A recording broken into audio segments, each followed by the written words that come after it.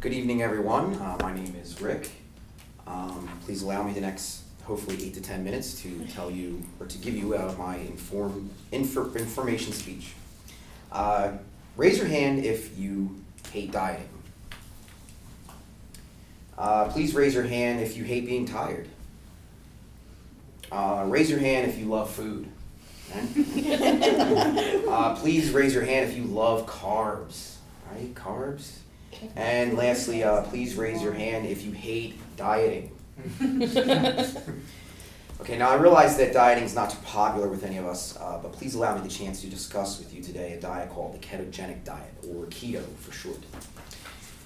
It's a diet that eliminates many of the issues that I just brought to our attention. Now, the ketogenic diet has many great benefits outside of potential weight loss. Some of these benefits are increased energy, increased cognitive function, decreased appetite and food cravings, and decrease in susceptibility to diseases and other disorders. Now, today I'm not here to persuade anyone to try this diet or any diet. My purpose is to inform you on the ketogenic diet, on what it is, how it works, and its benefits. So, according to my survey that I sent out to the class, with the exception of one of you, it seems that the group of you aren't very informed on the ketogenic diet, so I will start with the basics. As stated in a 2018 volume of Harvard Health Letter, the keto diet aims to force your body into using a different type of fuel. Instead of relying on sugar or glucose that comes from carbohydrates that you eat, the keto diet relies on ketone bodies, which are a type of fuel that the liver produces from your fat stores while burning fat. The ketogenic diet is a very low carb, moderate protein, high fat diet. All three are key. I realize that many low carbs diets that any of us have heard of advocate for lower fats and many times an abundance of proteins. But fats, on the keto diet, fats must be kept high and proteins moderate. Now, the simplest way to make sure that you are in these ranges is to count your calories, either with an app on your phone or the old-fashioned way. And then you want to have 75% of your daily calories coming from fat, only 20% coming from proteins, and just 5% from carbohydrates.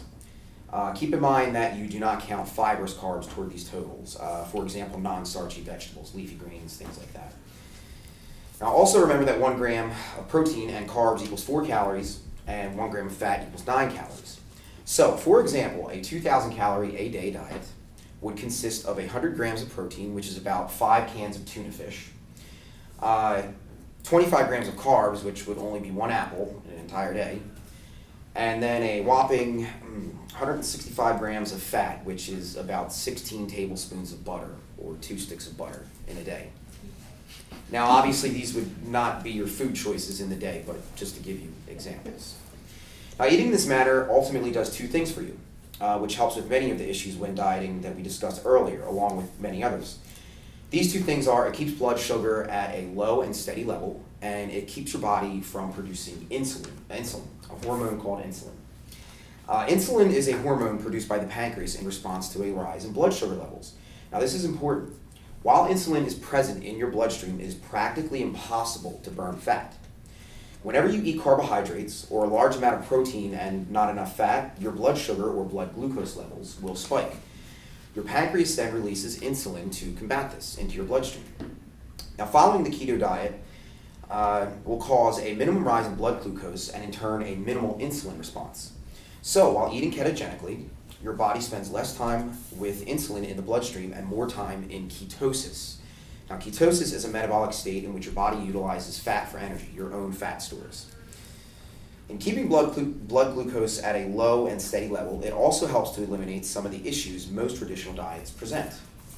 I found through research, personal experience, and with the help of the answers that I received from my class survey that the issue with most diets is that they feel restricting and leave you with cravings and a lack of energy. The reason for this is the spikes and dips in blood glucose. Now, when you eat, blood glucose spikes. After a few hours, it dips, leaving you feel tired, as your body is not fully adapted to burning fat for fuel. It does not enter ketosis. Now, your body will continually search for glucose for fuel, leaving you tired until it gets its fuel, or until you eat more fuel, particularly carbs. This is where the cravings come in. Now, your body, when glucose dips, craves more glucose. It does not crave bread, pasta, and cheesecake. you do. When you have cravings, this is merely your body telling you it needs glucose.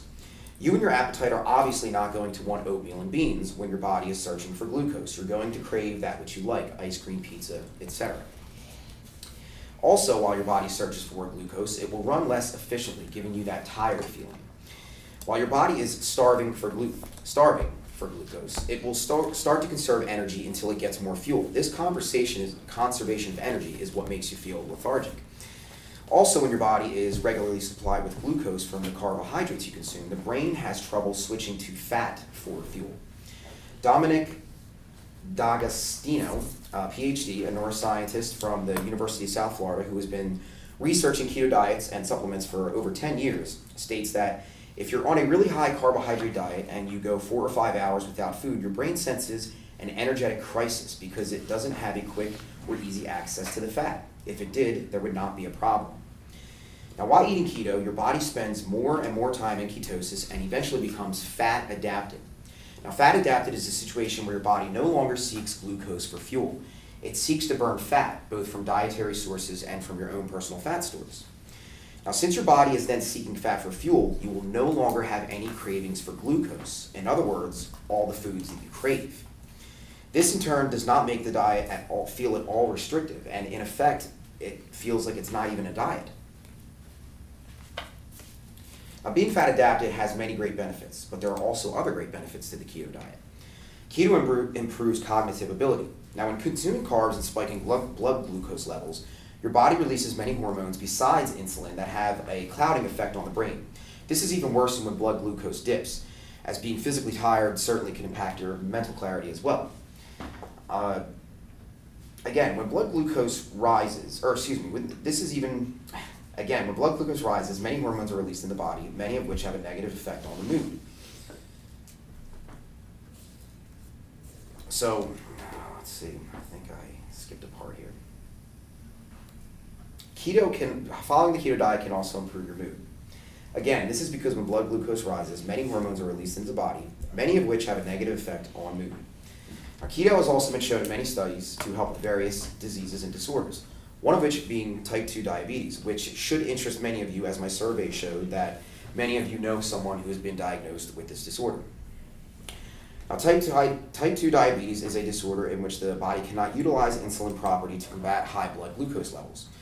This is typically due to years, even decades, of high glucose levels that have resulted in high insulin production, which the body eventually adapts to or becomes resistant in. The ketogenic diet, as you know, can keep blood sugar levels low and steady as to not produce much insulin. So after a long enough period, the body can readapt and no longer be insulin resistant, effectively curing type 2 diabetes. Since any blood glucose consumed can be properly dealt with the body's natural insulin response.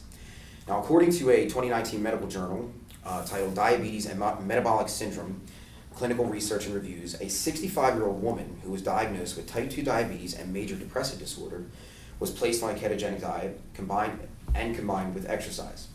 After just 12 weeks, her HbA1c levels, which are the gold standard for blood glucose control, dropped from 8% to a normal range of 4 to 5%, effectively curing her 26-year battle with diabetes. The patient also self-reported a heightened self-confidence, increased self-efficacy, increased energy, improved sleep and stability in her mood, and clearer cognition. Now, the ketogenic diet has even been shown to help patients who suffer from epilepsy and seizures. Although healthcare professionals do not yet know the exact cause of this, some theories exist. According to Salem Health Online, the switch from glucose or carb burning to fat burning may affect physiologic use and production of insulin in such a way that improves seizure control. So, as you can see, there are many great benefits to keto outside of just losing weight. In conclusion, the ketogenic diet is not just a low-carb diet. It is a diet that consists of eating low-carb, moderate protein, and high amounts of fat. When following this diet, your body will become fat adapted, in which it will have you burning more fat, experiencing less cravings, and less appetite. While eating keto, you can also experience other benefits such as increased energy, mood, and cognitive function. Lastly, keto has been shown to help with many diseases and disorders, especially seizure control and type 2 diabetes. I hope I've been informative today in case any of you want to try keto, then you'll already have an idea of what you're getting yourself into. A personal note, Keto is by far the easiest diet I have ever been on. But that's not to persuade you. I just want to inform everyone that I love keto. Thank you.